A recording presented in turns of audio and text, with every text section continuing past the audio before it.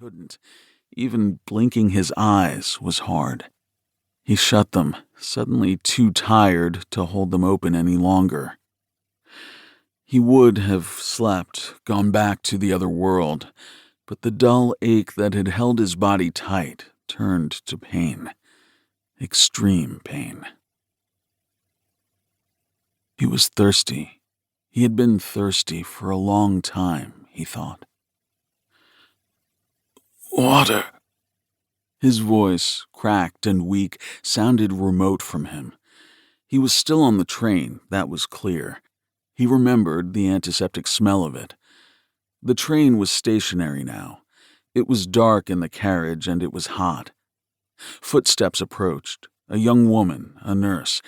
Her eyes appeared to glow despite the lack of light, and her lips were a luminous pink. They glistened.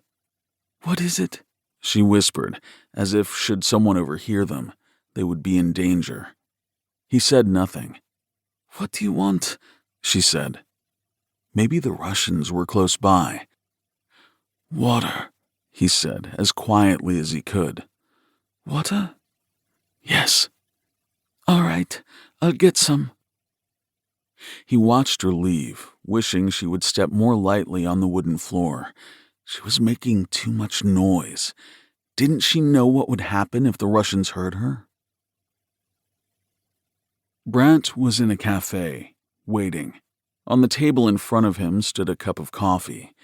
Its aroma was so rich he could taste it on his tongue.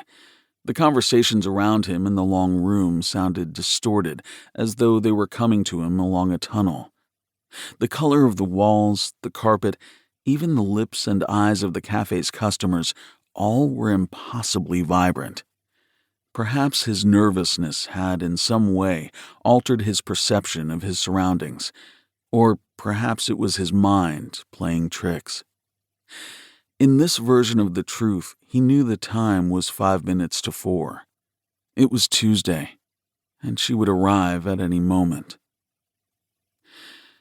The vividness of the cafe, as he recalled it in the dream, did not extend to the 2 men at the corner table watching him. They were monochrome shadows around which the cafe gleamed.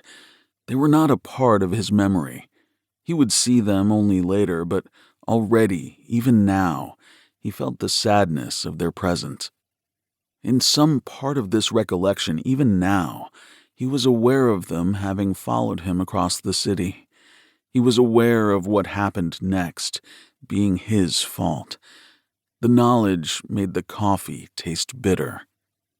In this moment, before the afterwards, it was important that he should be relaxed, that he shouldn't draw attention to himself, or to her.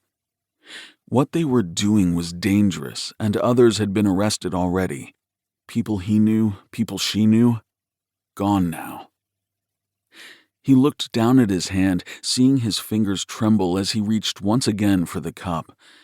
It was white, with a gold rim, the china sparkling in the summer sunlight that flowed through the window and warmed the crisp tablecloth. His nervousness caused it to clink against the saucer, the noise like a drumstick quietly tapping on a cymbal. A jazz rhythm. He breathed deeply, lifting the cup to his mouth, forcing it against his lips, startled by its heat on his tongue.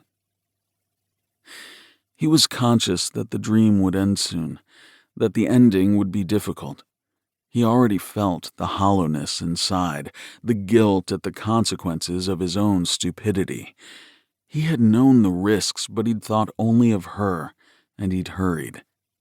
He should have slowed, taken his time, doubled back on himself. Then he might have seen the monochrome men. But before the end, now, she came through to the room he sat in, not seeing anyone else but him, not seeing the shadow men sitting in their corner also waiting for her. He rose to kiss her cheek, the startling softness of her hand in his. Neither she nor he saw the 2 men stand. He smiled at her, and she smiled back, not noticing the men walking towards them. Then the men were there beside them, a thick hand taking Brandt's elbow as the sweat on his